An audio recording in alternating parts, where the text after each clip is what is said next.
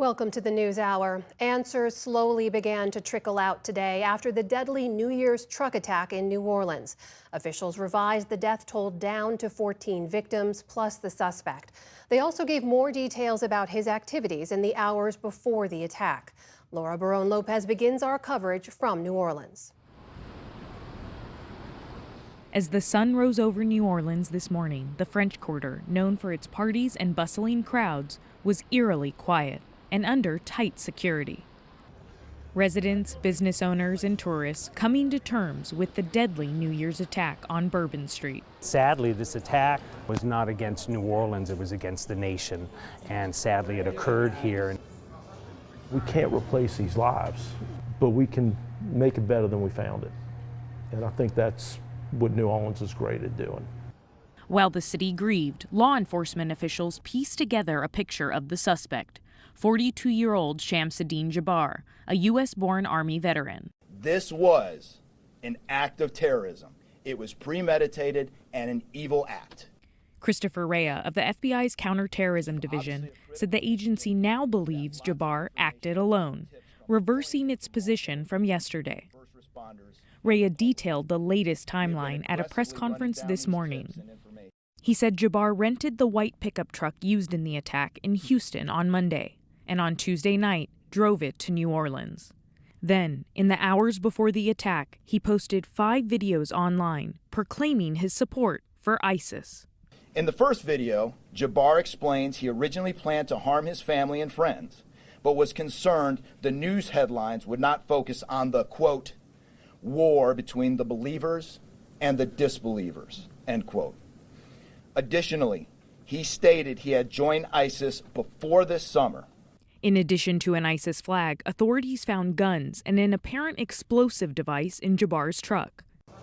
Today, the FBI's Rea said there's also footage of Jabbar putting explosives in coolers at 2 locations in the French Quarter.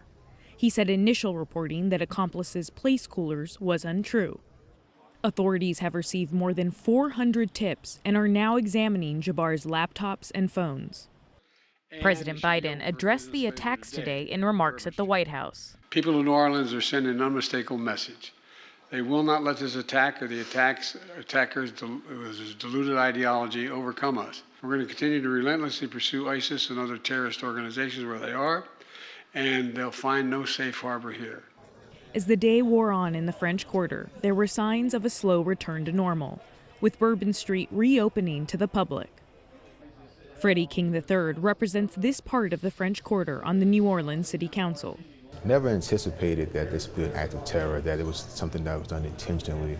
Those kind of things just don't happen in New Orleans. King is focused on what needs to be done moving forward, including increasing protection for Bourbon Street and the entire French Quarter. I understand it's human nature to want to get answers, to want to find out who's to blame and how did this happen, to point fingers. I just don't think that that's warranted here. How has the community and the people of New Orleans responded to this attack? Like we always do. Like we did for Katrina, like we did for Hurricane Ida and everything in between. We rally around each other, we support those who need support. Meanwhile, the Sugar Bowl football game, postponed from yesterday due to the attack, kicked off this afternoon, with fans swarming downtown New Orleans, though with a heavier police presence. The city of New Orleans, we're resilient. New Orleans Mayor LaToya Cantrell. I want to reassure the public that the city of New Orleans is not only ready for game day today, but we're ready to continue to host large-scale events in our city because we are built to host at every single turn. But Cantrell said the focus must remain on the victims and their families as details emerged about some of those killed. Among them, Reggie Hunter, a 37-year-old father of 2 from Baton Rouge. Nikira Dido, an 18-year-old aspiring nurse from Mississippi. Nicole Perez, a single mother of a 4-year-old. And Tiger Besh, a 27-year-old from Lafayette, Louisiana, who played football at Princeton. And Laura Barone-Lopez joins us now from New Orleans. So, Laura, you are on the newly reopened Bourbon Street right now. Just tell us what it's like there at the moment. Here on Bourbon Street, we're exactly where the suspect drove onto the sidewalk, and it's slowly reopening here. There are a lot of people out enjoying themselves, and it's slowly returning to normal on Bourbon Street.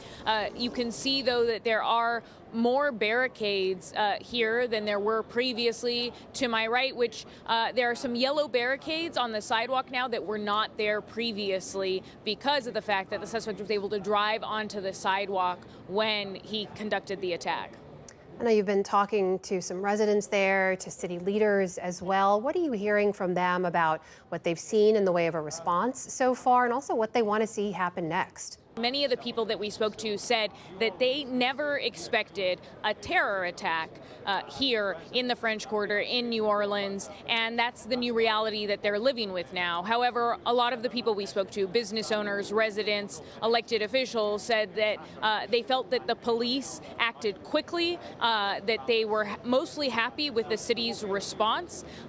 My producer, Mary Facto, did speak to a tour guide, and the tour guide told her that, you know, New Orleans has always been a place where people come and are able to feel free, and they come and they're able to enjoy themselves, and it typically is a celebratory city, and that's been tainted a little bit.